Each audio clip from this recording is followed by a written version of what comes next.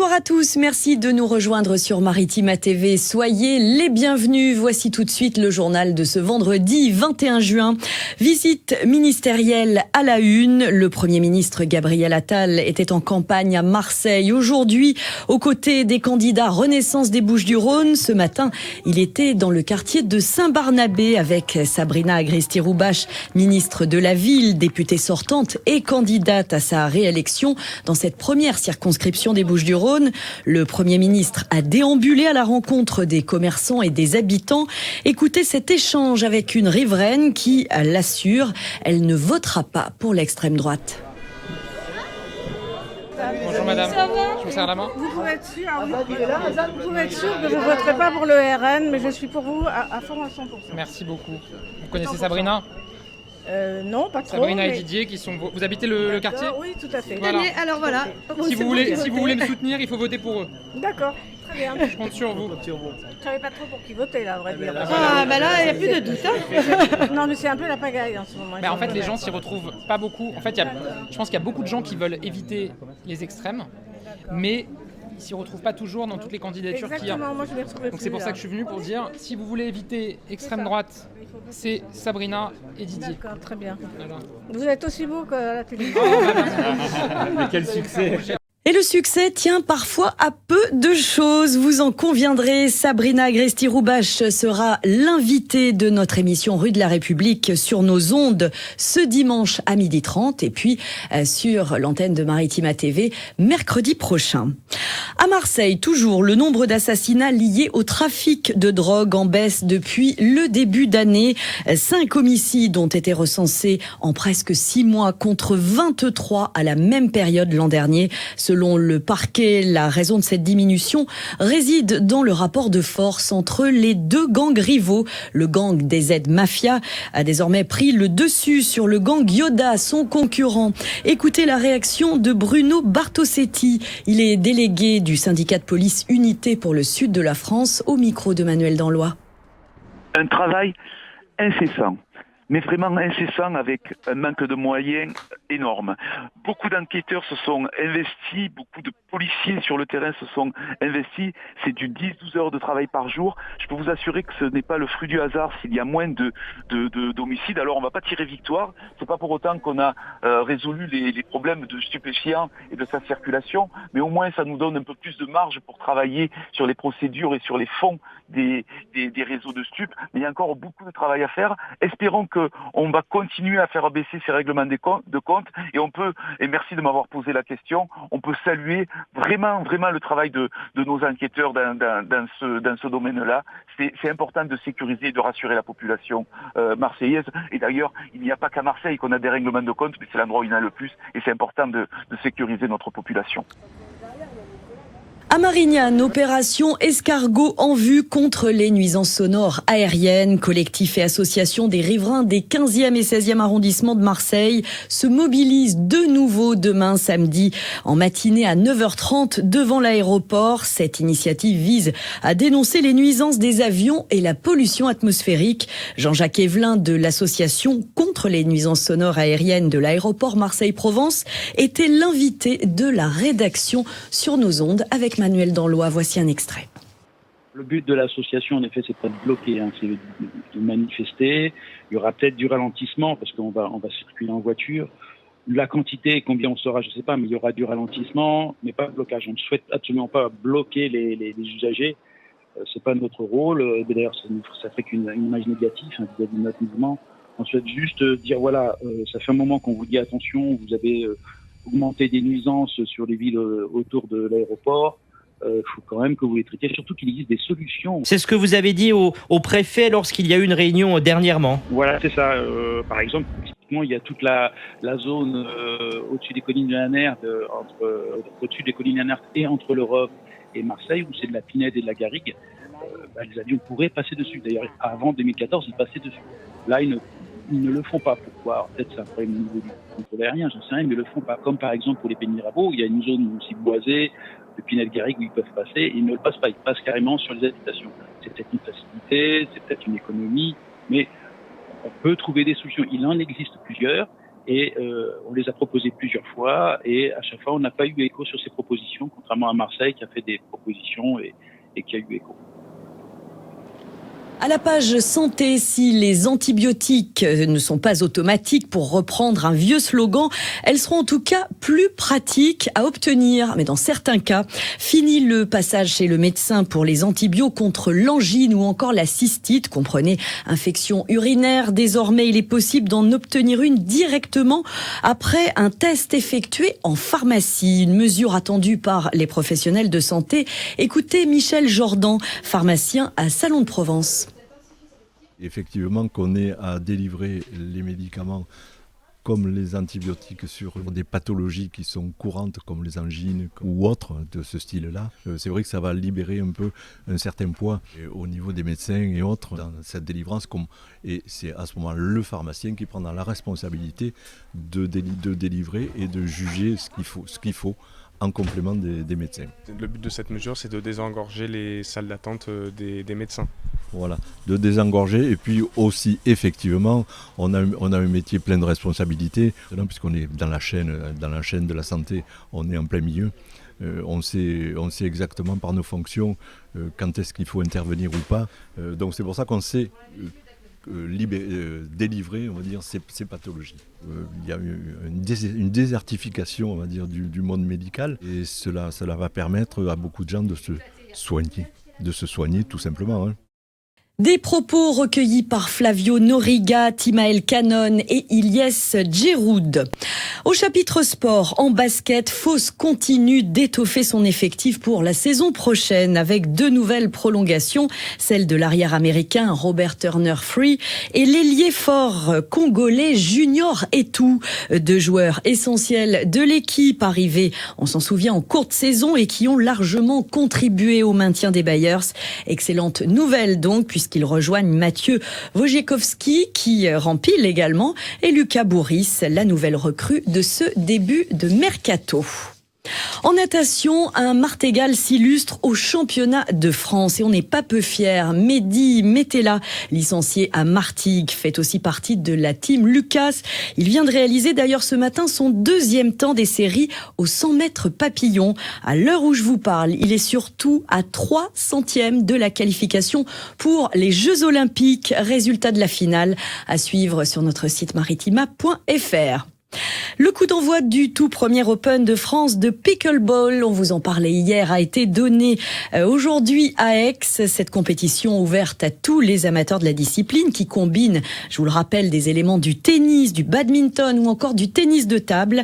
Plus de 200 participants attendus pour cette toute première édition au centre de la Ligue PACA de tennis et au Country Club aixois. C'est jusqu'à dimanche et l'entrée est gratuite. On ouvre une page football, fans de l'OM, tous à vos agendas. Brest-OM pour la première journée, ce sera le dimanche 18 août. Notez bien, le Classico OM-PSG, ce sera le 27 octobre. Match retour à Paris le 16 mars. Et puis, pour la Ligue 2 et le FC Martigues notamment, premier match de la saison à domicile. Ce sera le samedi 17 août. FCM Lorient à l'affiche. On saura évidemment dans quelques jours officiellement où les Martégaux vont jouer leur premier match à domicile. Foot toujours, l'Euro 2024 se poursuit. Les Bleus à l'affiche ce soir. La France et les Pays-Bas s'affrontent à Leipzig pour la 2e journée de ce groupe D. C'est aussi la fête de la musique, vous le savez. Alors de quoi faire balancer le cœur des restaurateurs de la région. Retransmission du match ou scène à disposition des musiciens. Nous sommes allés prendre la température auprès d'eux à Salon. La fête de la musique en priorité parce que on n'a pas d'écran, on n'a pas de tout ça pour le foot. Alors c'est pas qu'on n'aime pas le foot, c'est juste que voilà, la fête de la musique c'est un gros événement pour nous restaurateurs et c'est vrai que en plus la météo qui enfin a l'air de s'arranger un petit peu, on va en profiter. En fait on va faire un petit peu des deux parce qu'on a la chance d'avoir un concert qui est juste devant, le Kiwanis Day. Donc nous on va installer des télés, je pense qu'on mettra pas trop le son pour pas interférer, mais on va profiter des 2 événements. Je pense que les gens ils vont venir profiter du concert, et je pense qu'ils seront bien contents qu'il y ait le match en arrière-plan pour pouvoir suivre tout ça de près quand même. Nous, on diffuse pas de base les matchs, donc j'imagine que les pubs, eux, par contre, ils diffuseront les matchs et ça va, je pense, bien dans le concept de leur affaire. Mais nous, la fête de la musique, on fait souvent carton plein, donc on reste sur ça parce que les gens ont vraiment besoin aussi de musique, pas que de foot. Des propos recueillis par le trio Flavio Noriga, Ilyes Djeroud et Timaël Canon. Donc c'est un choix cornélien, on l'entend bien, foot, musique, en tout cas coup d'envoi de Pays-Bas-France à 21h. Et pour ce qui est de la fête de la musique, eh bien vous avez du choix, du son et du bon à Marseille, à Aix, avec aussi une riche programmation sur le pourtour de l'étang de Berre. À Martigues, la fête de la musique va marquer, on vous en parlait dans notre précédente édition, le coup d'envoi du Bel Été Martégal, des concerts en centre-ville, également à Carreau, Saint-Julien ou encore sur la plage des Laurons. Et puis à l'est de l'étang, Vitrolles propose scène ouverte en centre-ville, concert au théâtre de Verdure et puis danse en ligne au City Stade des bords de l'étang. Retenez au domaine de Fontblanche, tiens, si vous aimez le jazz, un concert proposé par Charlie Free dès 20h. Et puis sur la Côte Bleue, Carrie par exemple vous donne rendez-vous sur le port pour 2 temps forts à 21h30, un live et DJ set. Donc 21h30 et 23h30. Pensez évidemment maritima.fr pour avoir tout le détail de ces infos et puis les sites des offices de tourisme de votre commune. Quelques heures avant le coup d'envoi justement de cette fête de la musique, joyeuse ambiance à Martigues, vous le voyez à l'entrée de l'hypermarché, 2 chanteurs qui y travaillent ont fait profiter les clients de leur talent en les entraînant dans la danse, en musique. Donc avant de monter sur scène à Carrie ce soir, on salue cette belle initiative. Et puis, sachez que Soprano, on vous en parle parce que c'est incontournable, avis aux fans, eh bien, il a choisi le jour de la fête de la musique pour la sortie de son nouvel album intitulé Freedom. Allez, d'autres sorties dans la région sélectionnées pour vous dans l'agenda de Noria Boussena. Les traditions provençales à l'honneur ce week-end à Miramas. Le Racino Igitello vous invite à découvrir ces traditions provençales. Eh bien, l'occasion de profiter des animations camarguaises. C'est de 9h à 22h dans le centre-ville, au plan d'eau Saint-Suspit. À Brivado, Taureau-Paille, spectacle camarguais, spectacle équestre. Le programme est très riche. On fête également les traditions provençales avec les feux de la Saint-Jean à Martigues. Eh bien, c'est ce soir. Rendez-vous incontournable en ce début d'été. Dès 21h, place Mirabeau, eh bien, retrouvez le groupe Le Roudelet fait libre et La Capoulière. Un beau programme où vous allez pouvoir admirer danse et distribution de lampions pour le départ du défilé à 21h30 vers le théâtre de Verdure en compagnie des groupes pour assister à 22h au feu de la Saint-Jean. Le feu de la Saint-Jean également, c'est à Saucé-les-Pins. Bien, rendez-vous dimanche à partir de 20h. Accueil et distribution des lampions. Là aussi, animation traditionnelle assurée par le groupe Lufano. La flamme est amenée par l'association Courir à Saucé. Départ du cortège, traverse des pêcheurs, Molle du Port pour arriver jusqu'au parking des Girelles.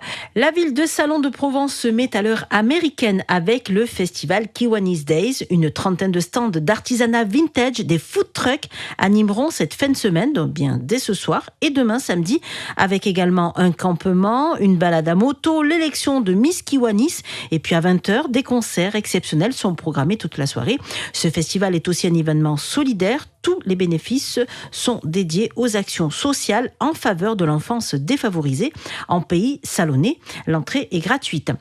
Un week-end de show, d'initiation et d'animation lié au sport de glisse à Marignane. La ville vous propose ce rendez-vous Festi-Glisse sur la base de loisirs de l'Estau. Au programme, des initiations pour débutants et des démonstrations spectaculaires de sport de glisse. Alors du skateboard, du BMX, eh bien il y aura pas mal de rendez-vous et du matériel peut être prêté sur place, mais aussi des activités aquatiques pour toute la famille. On peut citer kayak, aviron, trampoline ou alors jeux d'eau, restauration possible sur place et c'est tout ce week-end. Autre temps fort de ce week-end, le festival Freestyle Cup se poursuit à Marseille et là aussi les sports de glisse sont à l'honneur. Alors différentes disciplines du monde de la glisse urbaine et nautique, skate, breakdance, stand-up paddle ou bien encore windsurf sont à retrouver jusqu'à dimanche sur les plages de Borély. Eh bien vous pourrez vous initier gratuitement aux activités sportives et chaque soir dès 18h, les soirées musicales animeront la freestyle Style Cup, ambiance festive assurée. Il y a de quoi faire effectivement tout au long de ce week-end dans la région. On part sur le littoral martégal où les tournages ont repris pour Camping Paradis. Déjà la 16e saison de la série phare de TF1. Reportage en tongs et à quatre mains, signé Joey Temple et Mathis Muru.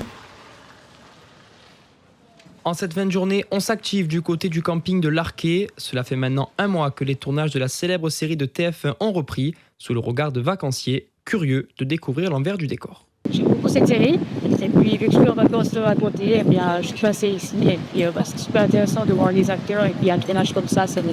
Bon, c'est pas la première fois que je viens déjà voir ce tournage, j'ai déjà vu plusieurs années, mais à chaque fois, quand je viens, il n'y a pas beaucoup d'artistes, d'acteurs. Alors, en compte, aujourd'hui, je suis content parce qu'il y en a pas mal. Hein. En coulisses, c'est toute une équipe qui est mobilisée. Devant comme derrière les caméras, tout le monde a son rôle à jouer. Une journée comme aujourd'hui, nous sommes une centaine à travailler ici sur le site. Entre la partie technique, environ 50 techniciens, et les figurants, une cinquantaine aussi de figurants. Et c'est comme ça pendant 5 ou 6 mois de l'année.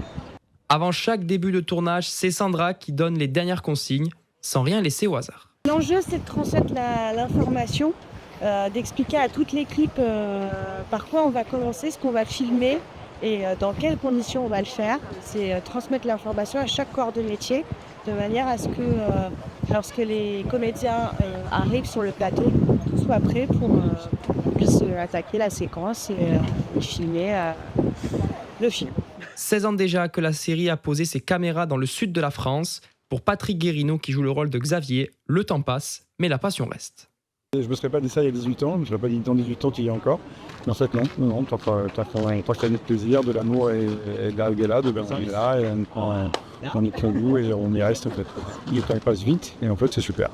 Les tournages de Camping Paradis se poursuivront jusqu'à la fin du mois. Ils reprendront ensuite à la rentrée de septembre à novembre. Ah, c'est clair, ça donne envie d'être en vacances. En tout cas, il faudra encore un petit peu de patience avant de profiter et de découvrir ces épisodes-là fraîchement tournés à Martigues. Diffusion prévue en 2025. C'est la fin de ce journal. Merci de l'avoir suivi. La météo, tout de suite, vous allez voir, c'est mitigé. Mais ça va se tenir en tout cas pour ce soir. Allez les Bleus, vive la musique et très bon week-end à tous sur Maritima TV.